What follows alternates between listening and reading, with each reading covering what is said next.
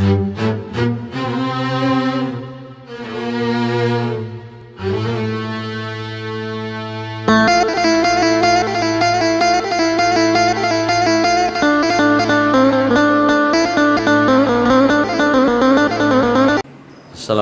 warahmatullahi wabarakatuh.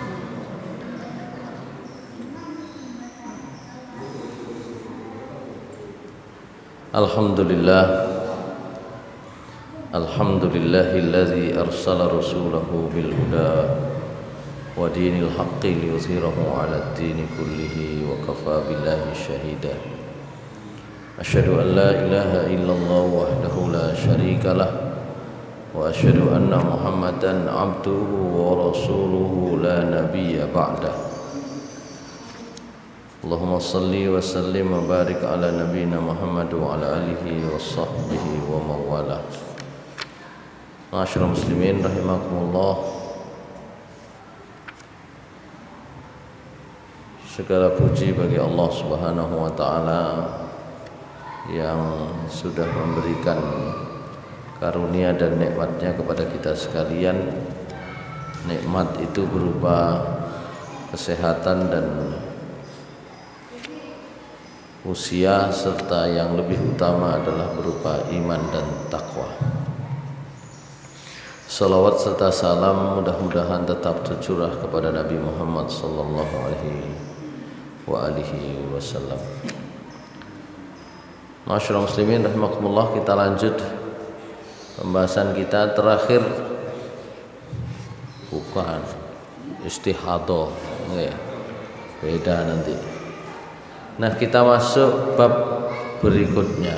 Kalau dari pertemuan awal sampai sekarang kita membahas tentang toharoh, maka kita bergeser ke bab berikutnya, yaitu bab sholat, gitu ya.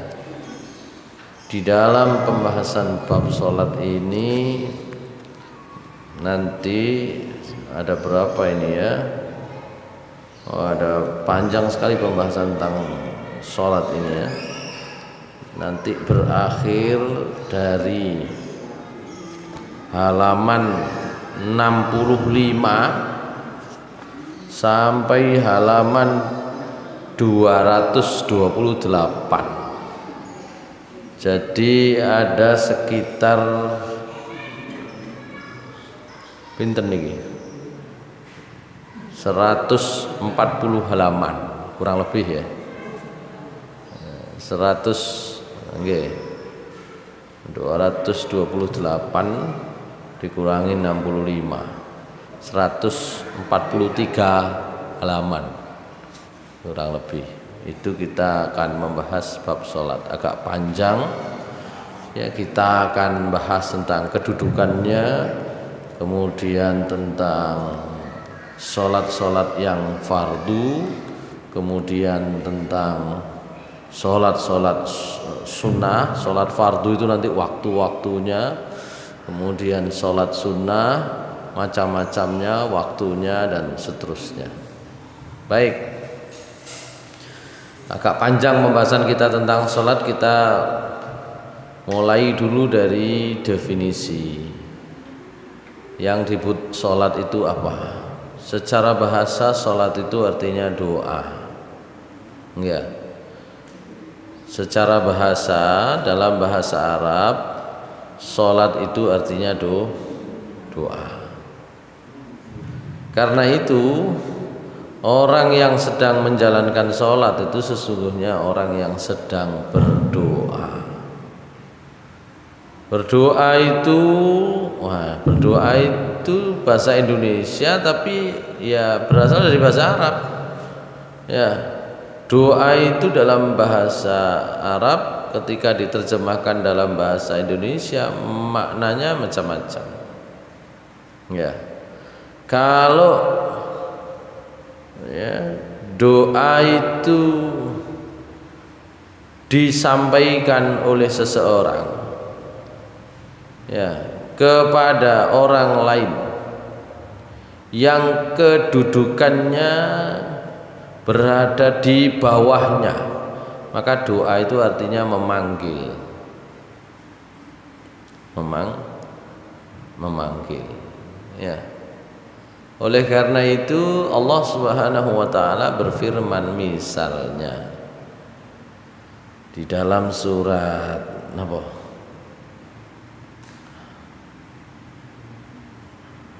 Di dalam surat An-Nahl insyaallah ayat 125, coba dilihat 125 An-Nahl surah ke-16.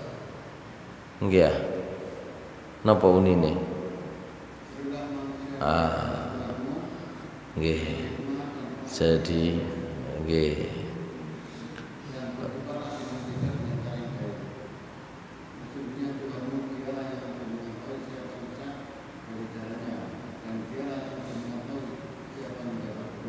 Bismillah, a'udzubillahi minasyaitonirrajim.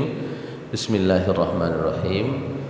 Ud'u ila sabili rabbika bil hikmati wal mau'izatil hasanati wajadilhum billati hiya ahsan. Ya. Jadi kata doa itu artinya memanggil, menyeru. Kalau orang yang memanggil, orang yang berdoa itu memiliki kedudukan sekurang-kurangnya sedikit lebih tinggi dari yang dipanggil. Oleh karena itu kalimatnya doa. Tapi kalau dia itu kedudukannya lebih tinggi, kalau tadi itu di bawah atau mungkin juga setara juga boleh. Setara juga artinya memanggil. Setara selain artinya memanggil juga artinya mengundang. Ya. Bahasa Indonesia undangan itu juga berasal dari kata, tidak tahu ya undangan itu berasal dari apa, kata apa. Kalau mungkin diambil dari kata doa, ya bisa jadi dia artinya mengundang gitu ya, doa itu. Tapi secara umum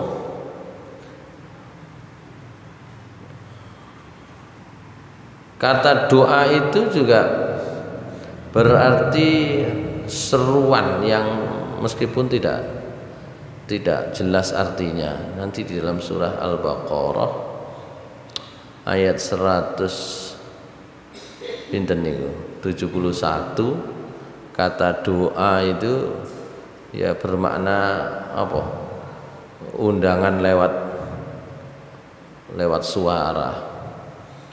Yang kadang-kadang harus kita fahami bahwa undangan yang lewat suara itu tidak diketahui artinya. A'udzu billahi minasyaitonir rajim. Bismillahirrahmanirrahim. Wa mathalul ladzina kafaru kamathalil ladzi yan'iqu bima la yasma'u illa du'aa'an wa nidaa'a. Summun bukmun 'umyun fahum la ya'qilun. Enggak, 171 ya. Jadi kata doa, perumpamaan orang-orang yang kafir seperti orang yang apa? Kamatsalil ladzi yan'iqu bima la yasma'u illa du'a wa nidaa. Seperti orang yang terjemahannya apa Pak Samiono?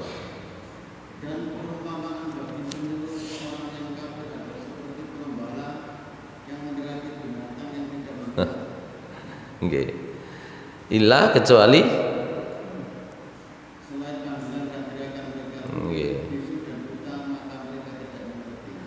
perumpamaan orang yang kafir kalau dipanggil, kalau diajak, gitu ya. Itu seperti kita orang pengembala yang teriak-teriak memanggil hewan gembalanya, gitu ya. Tidak didengar kecuali hanya teriakan-teriakan, tidak didengar kecuali hanya seruan-seruan. Itu doa itu kadang-kadang nggak ngerti artinya. Ya, karena itu nanti tidak heran ono wong salat ya, kecemut-kecemut gak ro artinya. Karena memang doa itu artinya apa tadi? Memanggil. Doa itu artinya menyeru, bahkan menyeru meskipun tidak tahu artinya, gitu. Karena sholat itu artinya doa, ya. Sholat sama artinya dengan doa, maka doa itu bermacam-macam. Nah, yang sesungguhnya diharapkan sholat dalam pengertian berdoa itu adalah kita meminta kepada Allah Subhanahu wa ta'ala. Memohon dalam pengertian meminta, dalam pengertian memohon. Ya, oleh karena itu kalau berdoa kepada Allah Subhanahu wa ta'ala, ya, dengan makna memohon, dengan makna meminta, itu harus didasarkan pada apa namanya, situasi yang penuh dengan kerendahan diri dan kekhusyuan. Surat napa niku? Dari surat Al-An'am ya, kari-kari. Nggih. Surat Al-An'am kari-kari, nggih. Napa surat Al-An'am kari-kari?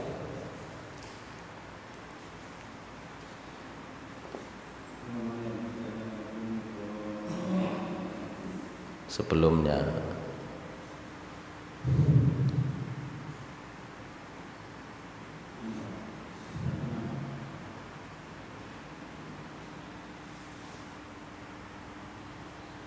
kita diperintahkan oleh Allah untuk berdoa dengan penuh kerendahan diri dan penuh ketakutan kepada Allah Subhanahu wa taala, penuh pengharapan maksudnya. Surat napa niku? Al-An'am insyaallah di akhir-akhir. Napa? Al-A'raf ya. Coba dilihat di Al-A'raf. Di bagian akhir.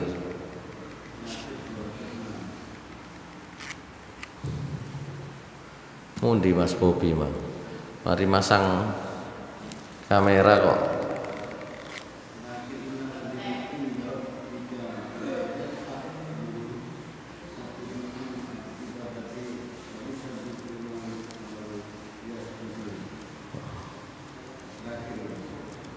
Bukan di terakhir, tapi di bagian akhir-akhir. Ini kini lali ya.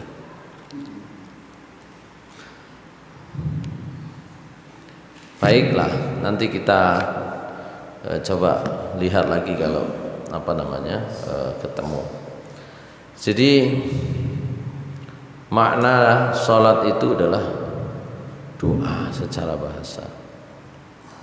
Nah, secara istilah yang kita ingin bahas itu ya, as-sholatu ibadatun tatadammanu aqwalan wa af'alan makhsusatan muftatahatan bi takbirillahi ta'ala mukhtatamatan bit taslim.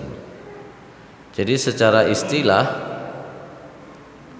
yang dimaksud salat itu adalah ibadah yang berisi ucapan-ucapan, doa-doa,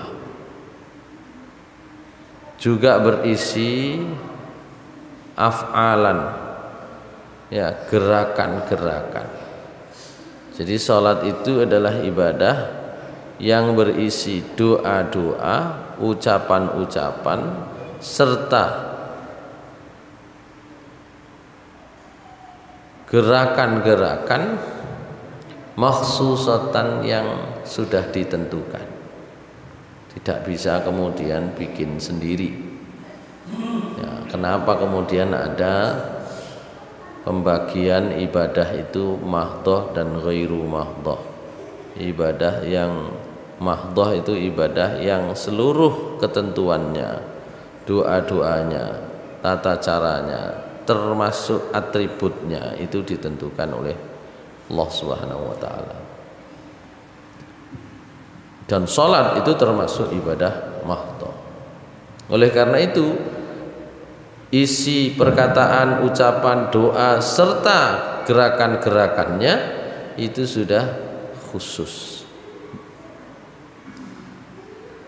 Muftatahatan bitakbirillahi ta'ala, yang dimulai dengan takbir. Dimulai dengan takbir. Karena itu takbir permulaan itu disebut dengan takbiratul ihram. Karena dengan takbir itu menjadi haram aktivitas-aktivitas lain selain aktivitas yang sudah ditentukan. Itu takbiratul ihram. Ya. Jadi takbir yang mengharamkan aktivitas lain yang di luar yang sudah ditentukan. Ya. Itu disebut takbiratul ihram. Orang ibadah haji juga ada ihramnya, orang ibadah umrah juga ada ihramnya. Jadi ihram itu mulai aktivitas ibadah tertentu, ibadah mahdhah yang mengharamkan aktivitas lain. Ya, dalam ibadah haji setelah ihram, maka aktivitas-aktivitas yang sebelumnya boleh jadi adalah aktivitas yang diperbolehkan, tapi kemudian menjadi haram di saat telah ihram. Nah, takbiratul ihram juga demikian. Itu kenapa disebut takbiratul ihram. Mukhtatamatan bitaslim, diakhiri dengan salam. Itulah ibadah salat itu. Salat adalah ibadah yang berisi doa-doa, ucapan-ucapan dan gerakan-gerakan yang sudah ditentukan, yang dimulai dari takbiratul ihram dan diakhiri dengan salam. Ma'asyiral muslimin rahimakumullah. Sekarang kita bahas manzilatuha fil Islam, kedudukan salat dalam Islam.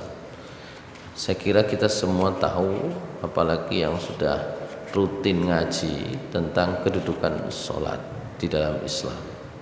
Meskipun demikian, barangkali akan kita bahas juga tentang kedudukan salat di dalam agama Islam ini, sekurang-kurangnya untuk mengingatkan kembali. Manzilatuha fil Islam, walis salati fil Islami manzilatun la ta'diluha manzilatu ayyati ibadatin ukhra. Salat itu menempati kedudukan yang tidak bisa disamai oleh kedudukan ibadah-ibadah lain di dalam Islam. Fahiya imaduddinul ladzi la yaqumu illa bi.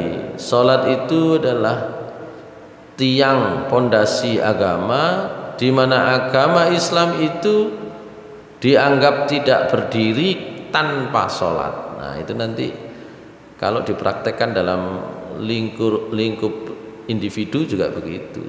Nek wong wis gak salat, angel ngarani Islam itu angel. Gitu ya.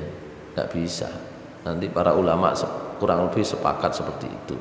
Meskipun prakteknya di lapangan orang itu bisa saja meninggalkan sholat dalam waktu yang lama, kemudian sholat lagi, bisa jadi begitu. Qala Rasulullah sallallahu alaihi wasallam, ra'sul amril Islam wa amuduhu shalah wa dzarwatu sanamihil jihad fi sabilillah. Jadi pangkal segala urusan itu adalah Islam. Tiang agama Islam itu sholat, dan puncak tertinggi daripada ajaran Islam itu adalah jihad di jalan Allah. Dadi nek gurung tahu nglakoni jihad di jalan Allah, gurung tutuk pucuke. nak disortok gitu ya. Meskipun nanti jihad itu bisa berbentuk aktivitas bermacam-macam gitu ya. Secara umum jihad yang pernah dipraktekkan oleh Rasulullah SAW dan para sahabat ketika menjalankan apa yang disebut jihad tentu saja adalah berperang melawan musuh pada saat itu. Tapi nanti ketika situasinya nggak ada perang kan nggak mungkin diada-adakan.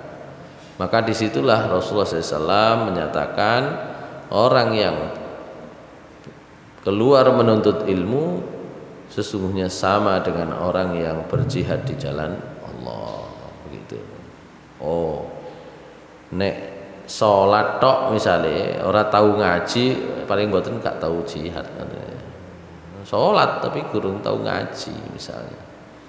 Karena apa? Ngaji menuntut ilmu itu disetarakan oleh Rasulullah SAW dengan jihad di jalan Allah. Ya tentu saja ketika tidak ada perang. Kalau ada perang kemudian diwajibkan perang, ya berangkat. Itu yang terjadi pada masa Rasulullah SAW. Baik, meskipun ada juga nanti yang juga memasukkan aktivitas melawan hawa nafsu itu jihad. Oleh karena itu ada istilah yang berbeda yang digunakan tentang jihad itu. Kalau berperang dengan fisik, dengan uang, dengan harta itu disebut jihad. Kalau berjihad, berjuang dengan pikiran itu disebut ijtihad. Kalau berjuang dengan pikiran termasuk belajar tadi itu ya, termasuk mendalami ilmu. Nah, kalau berjuang dengan hati itu disebut mujahadah. Jadi istilah-istilahnya ada sendiri-sendiri. Tapi akar katanya jihad.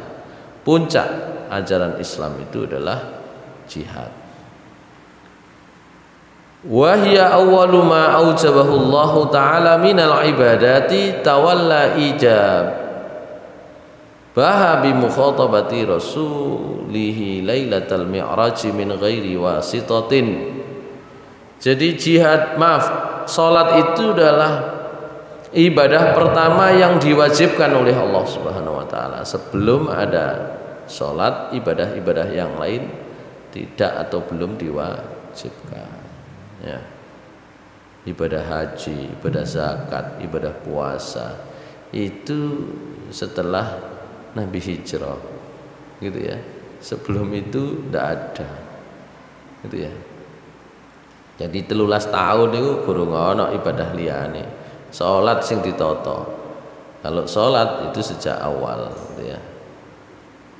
Meskipun ibadah salat 5 waktu sendiri itu tahun ke berapa? Ada yang mengatakan tahun ke 10 atau 11 kenabian. Ya, kenabian. Jadi mari diwajibno oleh 2 tahun baru hijrah. Nah, gitu ya. Baik. Salat adalah ibadah yang pertama diwajibkan oleh Allah, di mana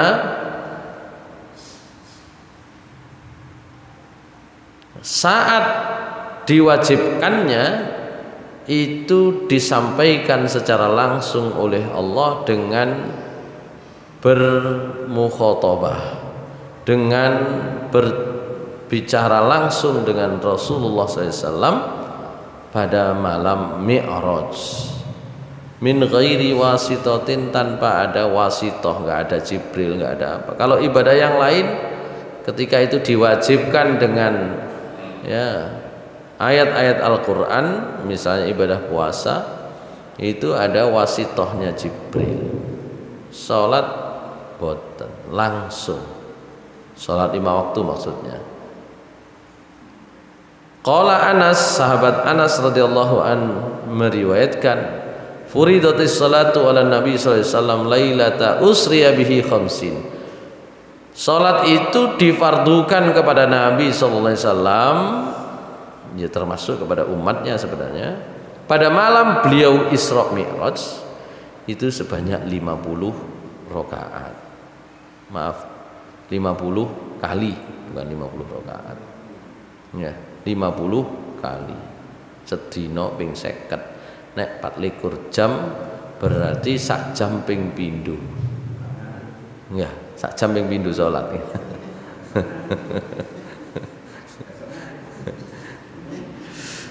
Pak Matris kait ngelayani wong gawe KTP ditinggal salat. Kaitnya metu maneh nang kantor tinggal salat maneh. Karena itu summa nuqisat, ya, dalam hadis yang panjang kan Rasulullah SAW itu naik turun itu dituturi Nabi Musa kan ngono. Ojo diterima bali njaluk korting gitu ya. Gitu. Kemudian disudo, dikorting, dikurangi hatta ju'ilat khamsan, hingga kemudian ditetapkan sholat itu 5 kali.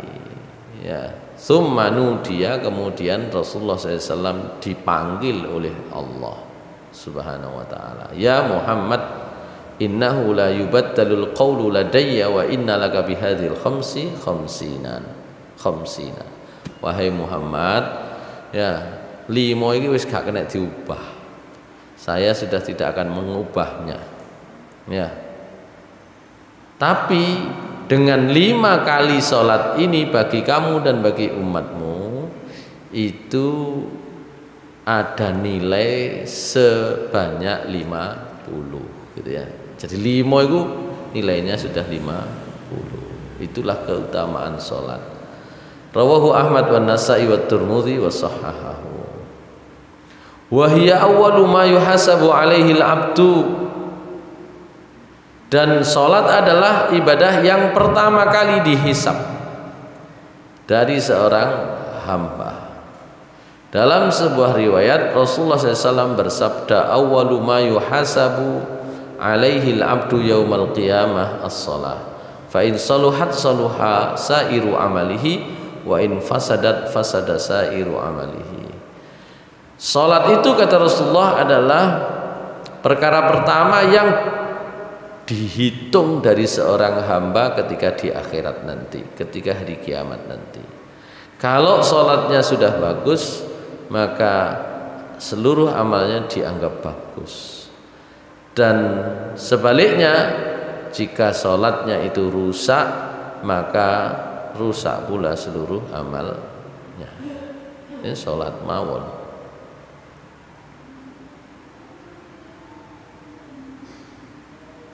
Dan sholat ini hiya akhiru wasiyatin wassa biha Rasulullah SAW ummatahu inda mufaraqatid dunya, ja'ala yaqulu wa huwa yalfidhu anfasul akhirah as-shalah as-shalah wa ma malakat aymanukum.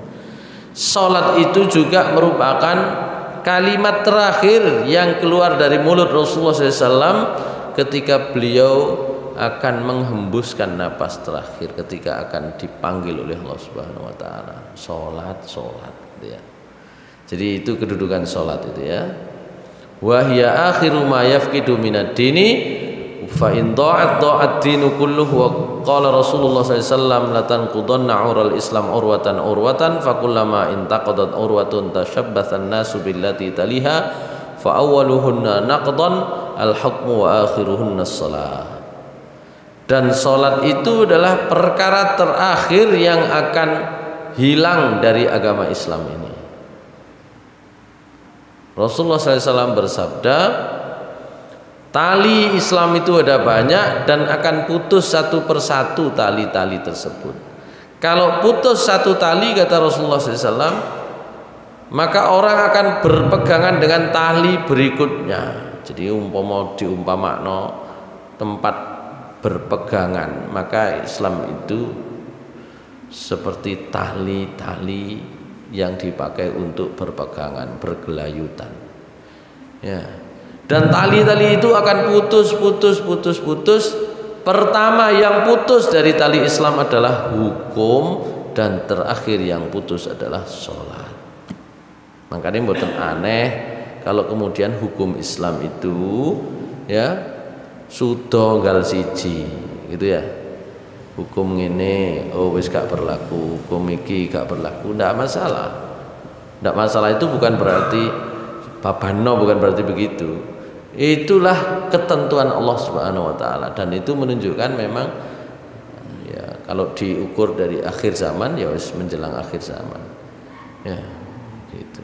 Hukum-hukum putus satu persatu itu adalah bagian dari ketentuan Allah Subhanahu wa taala. Ya. Makanya setiap orang itu diharapkan berpegang kepada seluruh ketentuan tali Islam. A'udzubillahi minasyaitonirrajim. Bismillahirrahmanirrahim. Ya ayyuhalladzina amanu dukhulu fis-silmi kaffah. Ya, wala tattabi'u khutuwatis syaitan innahu lakum aduwwum mubin. Ya. Masuk Islam secara penuh berarti menerima seluruh aturan Islam. Tapi kan kadang tidak mudah untuk melaksanakannya.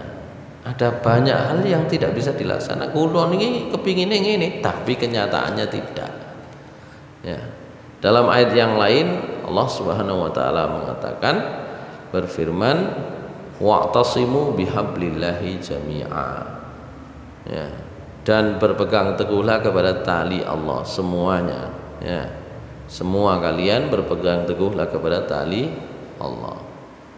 Ya, tali Allah itu apa? Ada yang mengatakan tali Allah adalah agama ini. Tali Allah adalah Al-Quran, gitu ya. Cuma itu tadi dalam pelaksanaannya, karena bagian dari ketentuan Allah. Ya, sedikit demi sedikit, satu persatu itu akan lepas tali-tali itu. Nah, selama seseorang itu masih sholat, maka dia masih Islam.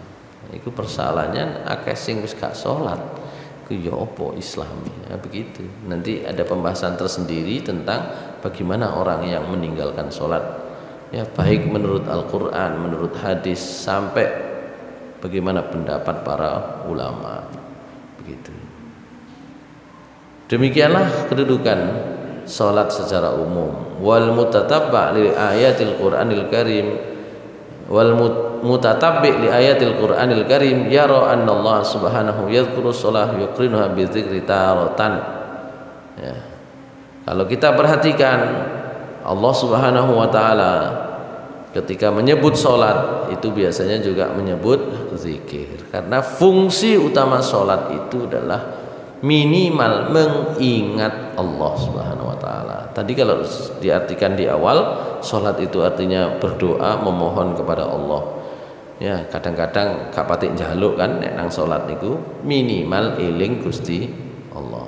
Itu. Karena itu di dalam ayat-ayat Al-Qur'an kata salat itu biasa juga diiringi dengan kata zikir. Misalnya dalam surah Al-Ankabut ayat 45, Bismillahirrahmanirrahim. Innas salata tanha 'anil fahsya'i wal munkar wa la dzikrullahi akbar. Ya. Itu misalnya dalam surat Al-Ankabut ayat 45 atau surat Toha ayat 14. Apa? Nggih. Apa nih surat Jumat? Oh iya nanti. Okay. Yang kedua surat Toha ayat 14. Wa aqimis sholata li dzikri. Ya. Surah Toha ayat 14. Ini namanya fungsi sholat untuk mengingat Allah. Yeah. Tegakkan sholat untuk mengingatku. Atau kalau disebut agak terpisah ya di dalam surat Al-Jum'ah, khususnya sholat Jum'ah. Ya ayyuhalladzina amanu idza nudiya lis-salati min yaumil jumu'ati fas'au ila dzikrillahi wa zarul bai'. Jadi sama fungsinya untuk mengingat Allah. Baik, itu tentang ayat-ayat Al-Quran berhubungan dengan sholat. Itu biasanya juga dihubungkan dengan fungsi utamanya mengingat Allah Subhanahu wa taala. Wa ahyanan yuftatahu biha a'malul birri wa yuftatamu biha kama fi suratil Ma'arij wa fi awwali suratil Mu'minun. Kadang salat itu disebut oleh Allah itu sebagai pembuka dari amalan-amalan baik yang lain, atau disebut sholat itu sebagai penutup dari amalan-amalan baik. Nah, gitu. Jadi kedudukan sholat itu ada di depan, ada di belakang dari amalan baik seseorang. Karena itu cara Allah menempatkan perintah sholat atau sebutan tentang ibadah sholat itu juga demikian. Dalam surat Al-Ma'arij itu didekek ngarep karo didekek mburi. Ya. Alladzina hum 'ala salatihim daimun. Itu yang di depan. Nanti yang di belakang walladzina hum 'ala salatihim yuhafizun. Nah, itu ditaruh di belakang. Di tengah-tengahnya ya, orang-orang yang baik, orang-orang yang beriman bertakwa disebut oleh Allah memiliki aktivitas-aktivitas amal soleh yang bermacam-macam. Awalnya apa? Sholat. Akhirnya apa? Sholat. Nah, surat Al-Ma'arij agak panjang itu ayat 20-an kalau nggak salah, ya. Illal musallin alladzina hum ala salatihim daimun walladzina fi amwalihim haqqun ma'lum lis-sa'ili wal mahrum walladzina yusaddiquna biyaumiddin walladzina hum min 'adzabi rabbihim mushfiqun inna 'adzaba rabbihim ghairu ma'mun walladzina hum li furujihim hafizun illa 'ala azwajihim aw ma malakat aymanuhum fa innahum ghairu malumin فمن ابتغى وراء ذلك فأولئك هم العادون والذين هم لأماناتهم وعهدهم راعون والذين هم بشهاداتهم قائمون والذين هم على صلاتهم يحافظون. Jadi di awal dan di akhir aktivitas-aktivitas amal soleh itu sholat itu ditempatkan. Itu memiliki makna yang dalam bahwa wong duwe amalan api nek gak salat, gak ditutup, gak dibuka ambek salat itu mboten enten artine ngoten begitu. Jadi salat itu menjadi pembuka dan penutup semua amalan baik yang nanti akan dicatat oleh para malaikat. Itu berbeda dengan orang yang beramal tapi tidak sholat, terus kau nak nilai ini, tidak ada nilai. Gitu. Wong iku api ambek tonggo, ya. Wong iku gak tahu macem-macem misalnya gitu ya. Tapi ora sholat itu tidak bisa. Sholat itu posisinya seperti itu, kunci dia depan dan belakang. Baik, itu hikmahnya. Wa qad balagha min inayatil islami bis salati an amara bil muhafadha 'alaiha fil hadari was safari wal amni wal khaufi. Dan bahkan Islam itu menempatkan salat sebagai ibadah yang harus dijaga, ya, itu dengan cara tetap memerintahkan umat Islam mengerjakan salat baik dalam keadaan mukim kak nang di kayak sakniki PPKM maupun dalam keadaan bepergian. Dalam keadaan aman sholat, dalam keadaan tidak aman sekalipun tetap sholat. Itu ibadah lain nggak begitu. Ibadah sholat nggak bisa ditinggal. Dalam surah Al-Baqarah ayat 238 dan 239. Bismillahirrahmanirrahim. حافظوا على الصلوات والصلاة الوسطى وقوموا لله قانتين فإن خفتم فرجالا أو ركبانا فإذا أمنتم فاذكروا الله كما علمكم ما لم تكونوا تعلمون. Peliharalah oleh kalian solat-solat dan solat wusta. Ya. Dan kita diperintahkan umat Islam untuk menjalankan ya solat itu hanya karena Allah dengan penuh ketundukan. Fa in khiftum, jika kalian dalam posisi takut, ini dalam asbabun nuzulnya ini posisi perang. Posisi perang tetap dikongkon salat. Farijalan au rukbana. Ya. Fa idza amintum, jadi sambil mobilitas juga boleh akhirnya. Kalau sudah aman baru fadhkurullaha kama 'allamakum. Nek terpaksa ambek melaku salat ya boleh gitu ya. Nah, kalau sudah dalam kondisi normal ya kerjakan seperti yang diajarkan oleh Rasulullah SAW gitu. Mboten enten alasane pokoke salat niku. Mboten enten. Enggak ada alasan untuk tidak salat, itu enggak ada alasannya. Lali nek wis eling ngono. Tinggal nanti pembahasan nek wong kira-kira tahu hilang ingatan, pernah hilang ingatan, itu nanti apa ganti selama dia hilang ingatan atau tidak, itu nanti berbeda pendapat para ulama. Tapi sepakat para ulama bahwa sholat tidak bisa ditinggalkan sama sekali. Itu kurang lebih pembahasan tentang kedudukan sholat di dalam Islam. Wa qad shaddada an-nakir ala man yufarritu fiha wa haddada alladhina yudayyi'unaha faqala jalla sha'nuhu fa khalafa min ba'dihim khalfun adha'u as-salata wattaba'u ash-shahawat fasawfa yalqawna ghayya. Surah Maryam 59 atau dalam surah Al-Ma'un yang sering kita baca, fawailul lil musallin alladzina hum 'an salatihim sahun. Jadi bahkan Allah itu memberi peringatan yang keras kepada orang yang menyia-nyiakan sholat atau yang melaksanakan sholat tapi lali sholatnya kan ya.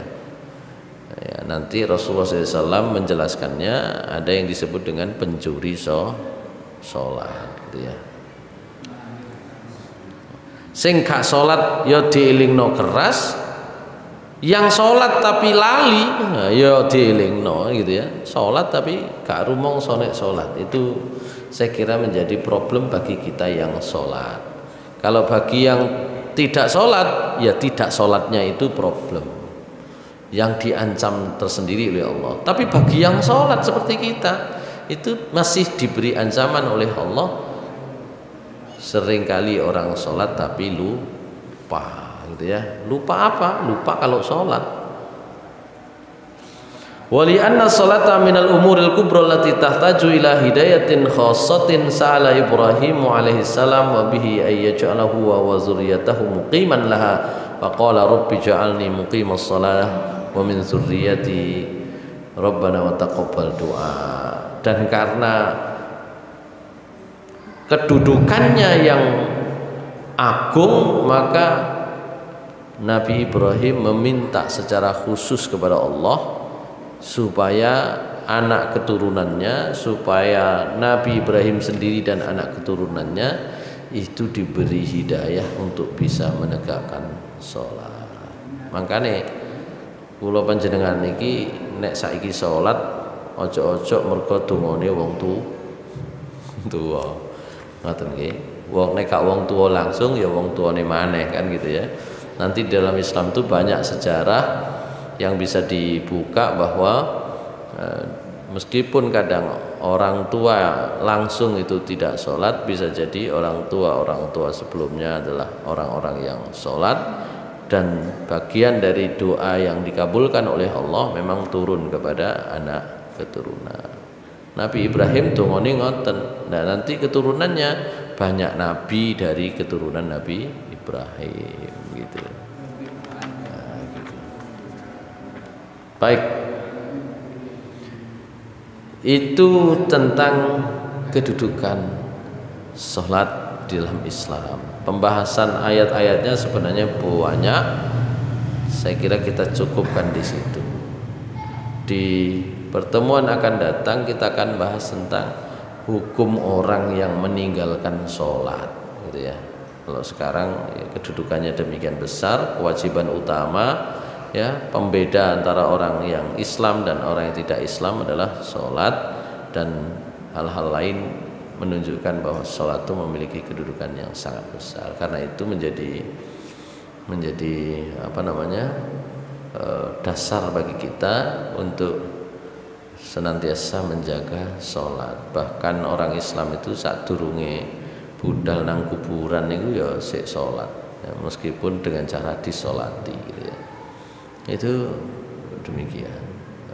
Beberapa waktu terakhir kan kula niku hau ya, banyak yang tidak berani ngeramut keluargane, wong tuane meninggal gara-gara Covid. Ojo maneh nyolati ya ngeramut, ojo maneh ngeramut nyolati ya, kadang gak melok. Kalau kadang-kadang ya opo sih. Saya sampai teriak-teriak biasanya itu. Ayo keluarganya, mana keluarganya? Ayo ikut memandikan, tak kei APD. Ngoten sampean. Mosore kali terakhir gak wani. Ngoten. Mana keluarganya? Ayo sholat ini ya. Ngono itu kadang gak wani nyidek begitu. Ya satu dua ada yang semangat, tapi ada yang nggak mau itu. Jadi jenazah yang mati dengan status positif COVID itu sing nyolati ku ya, kalau sampean buka di Facebook ya, Facebooknya Muhammadiyah Covid Center itu, sing nyolati ya sing ngeramut niki kula ambek wong arek 5 arek 6 niku tok, liyane kan sing melok. Saya masih ingat di candi sing tanggal pinten niku. Ya, kira kalau nggak salah tanggal berapa itu? Ya, sebelum tanggal 20 itu. Itu ya, ini candi niku. Keluargane sadurunge anake dina Senin, bapakne dina Jumat. Kari loro ya, ibune ambek anake wedok. Kan gitu ya.